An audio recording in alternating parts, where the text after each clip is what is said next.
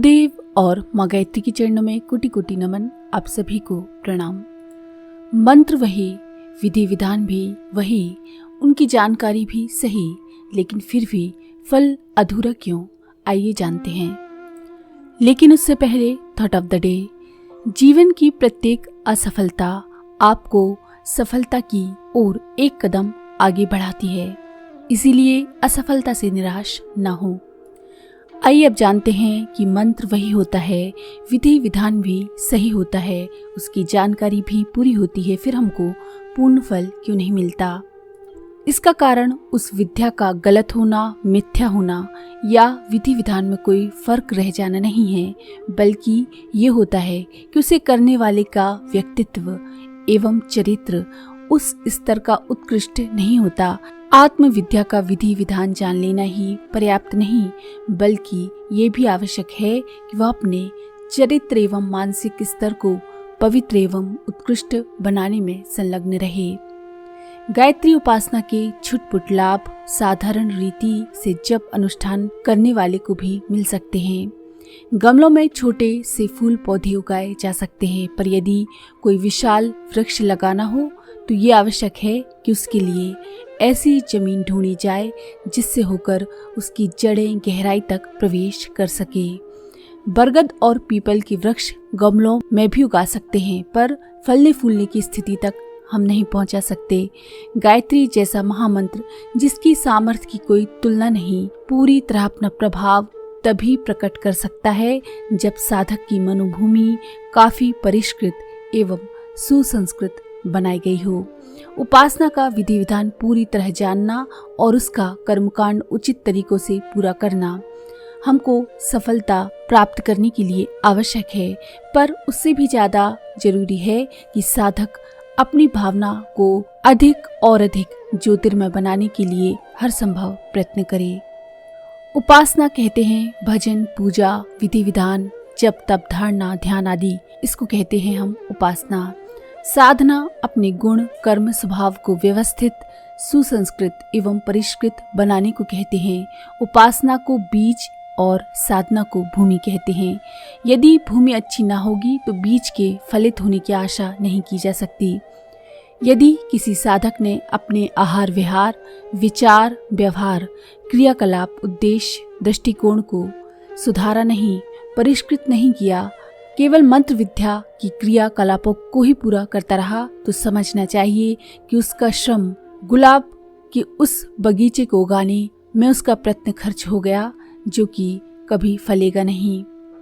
मंत्रों में बेशक बहुत शक्ति होती है, पर उसका लाभ हर व्यक्ति नहीं उठा सकता। जिन्हें उपासना का चमत्कार देखना हो, उन्हें अपने आप को उसी तरह तपाना चाहिए जैसे अग्नि में सोने को तपाकर उसे विकार रहित किया जाता है। शुद्ध सोने का ही उचित मूल्य मिल पाता है।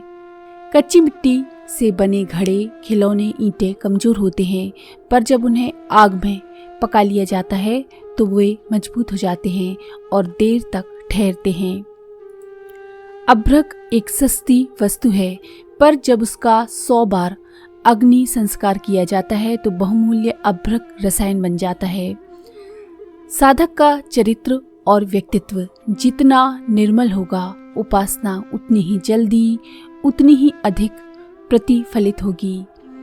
दुष्ट, दुराचारी, स्वार्थी और संकीर्ण, गंदे और निकम्मे आदमी मंत्र शक्ति का चमत्कारी परिणाम प्राप्त करने से वंचित ही रह जाते हैं।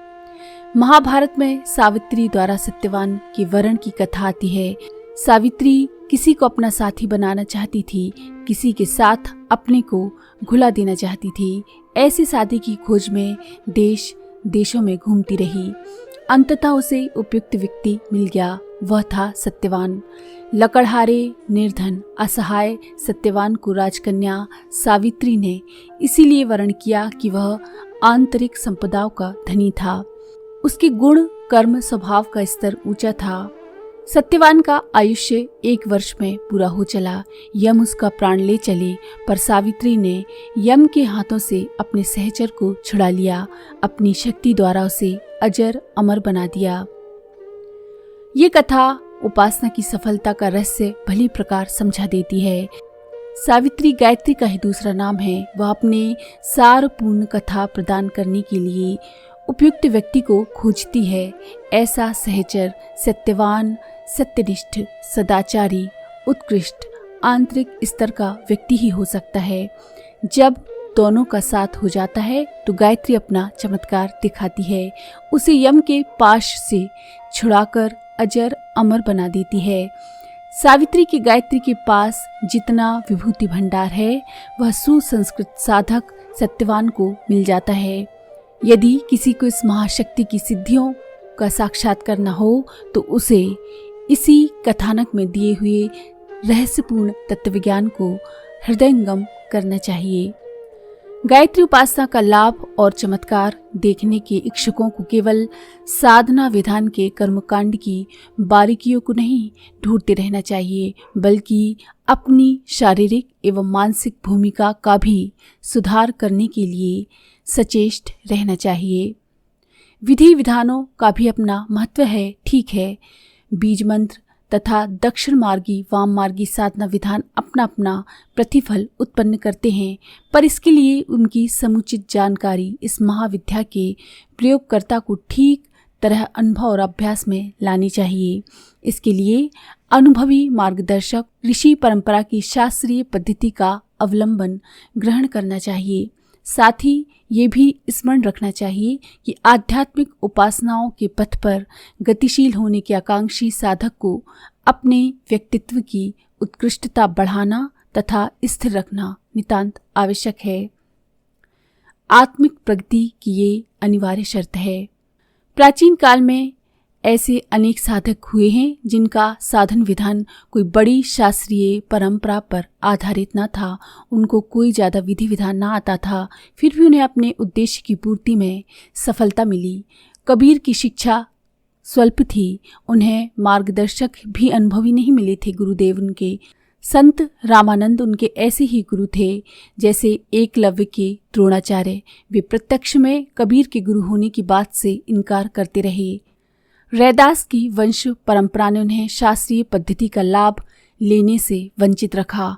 मीरा केवल भजन, कीर्तन, नृत्य एवं भावोन्माद तक अपना साधना विधान सीमित रख सकी। शबरी किस प्रकार की उपासना करती थी कुछ पता नहीं चलता। वाल्मीकि तो सीधा राम नाम भी ना ले सकते थे, उन्हें मरा मरा का उल्टा नाम जप कर कर के ही आगे बढ़ना पड़ा।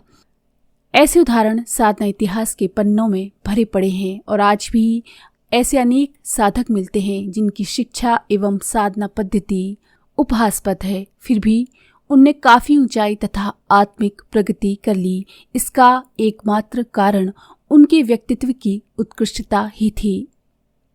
दूसरी ओर ऐसे भी उदाहरण मिलते हैं जिनमें उपासना का शास्त्रीय एवं वैज्ञानिक विधि विधान भले ही प्रकार जानते हुए भी साधक कुछ आशाजनक लाभ प्राप्त न कर सका, जैसे रावण, कुंभकर्ण, मेघनाद, मारीच, भस्मासुर, मधुकैटभ आदि अगणित व्यक्ति उच्च कुलों में उत्पन्न हुए थे।